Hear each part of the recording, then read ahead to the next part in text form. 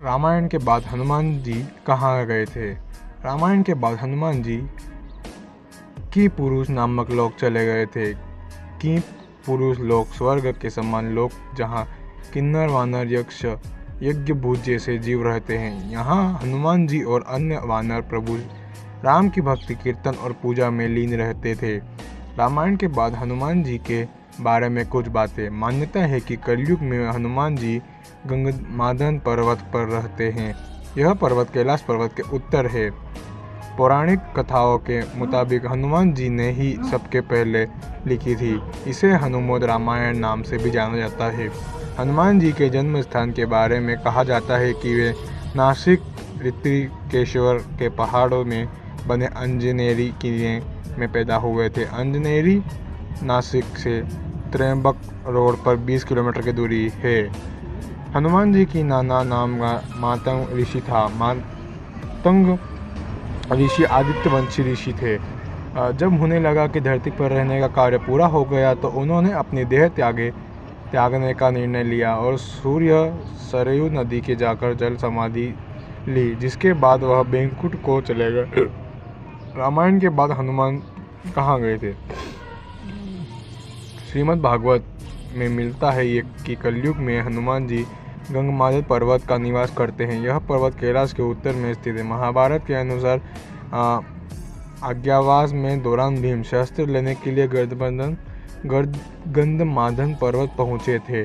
तब हनुमान जी ने उसका रास्ता रोका था। इसलिए महाभारत के अनुसार गंधमादन पर्वत पर ही हनुमान जी का निवास है। रामायण के बाद क्या हुआ?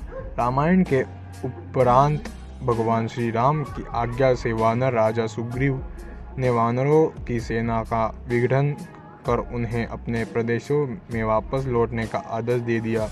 वानर और ऋच घने जंगलों में वापस लौट गए। हनुमान जी सुग्रीव, आनंद, जमवंत और लंकापति विभीषण आदि के साथ भगवान के साथ अयोध्या उनका राज तिलक हनुमान जी कहाँ निवास करते हैं? गंधमादन पर्वत, जो कैलाश पर्वत में उत्तर स्थित है, आज वहाँ हनुमान जी निवास करते हैं। इस पर्वत का नाम संभवतः गंधमादन के नाम से भी प्रभावित है। मान्यताओं के अनुसार कैलाश पर्वत से उत्तर दिशा की ओर एक जगह जहाँ हनुमान जी आज भी निवास करते हैं। हनुमान को आखिरी बार कहाँ देखा गया था? ऐसा कहा जाता है कि भगवान हनुमान ने हिमालय में ध्यान और एकांत का जीवन चुना। इस मान्यता के अनुसार भगवान हनुमान ने ईश्वर दुनिया में से खुद को दूर करने और ध्यान की गहरी अवस्था में जाने का फैसला किया, क्योंकि वे भगवान राम या उनके अवतार के पृथ्वी पर वापस आने की प्रतीक्षा कर रहे हैं। रामायण के मुताबिक श्री राम ने सुनहरे हिरण को मारा था, क्योंकि उन्हें लगा था कि यह हिरण कोई मायावी राक्षस है। उस समय राक्षसों का डर सन्यासियों को सताने लगा था। राम को लगा कि वन में सोने का हिरण कहाँ से आया होगा।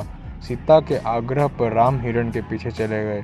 अदृश्य होने इस हिरण को देखकर राम को आभास हुआ कि यह हिरण नहीं बल्कि कोई मायावी है।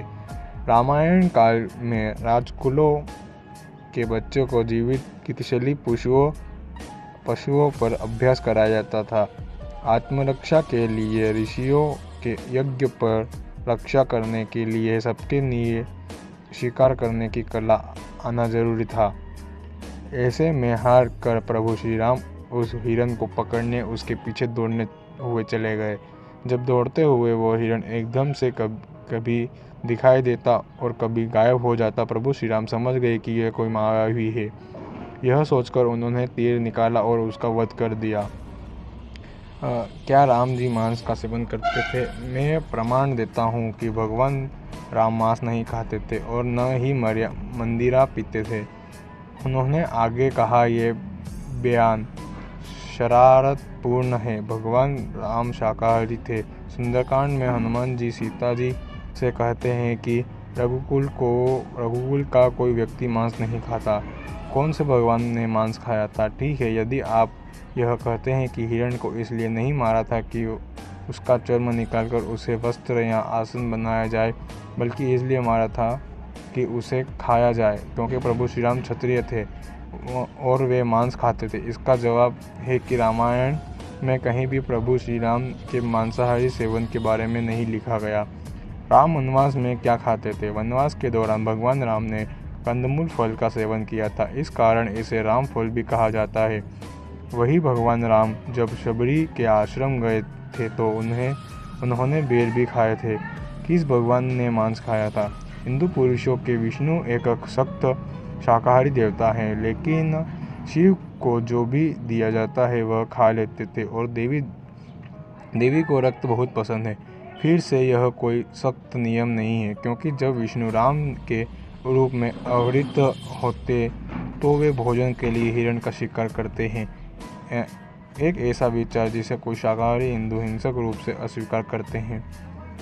कौन सा धर्म मांस खाने की इजाज़त देता है? हिंदू धर्मावली शाकाहारी और मांसाहारी दोनों होते हैं। हिंदू धर्म बहुलवादी धर्म है।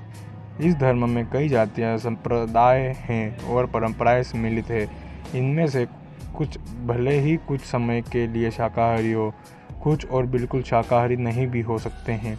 दोस्तों, वीडियो आपको कैसा लगा कमेंट करके जरूर बताइए और ऐसे वीडियो देखने के लिए हमारे चैनल को सब्सक्राइब करो और बेल आइकन को भी ऑन कर दे। मिलते हैं किसी अगले वीडियो में, तब तक के लिए जय हिंद, जय भारत।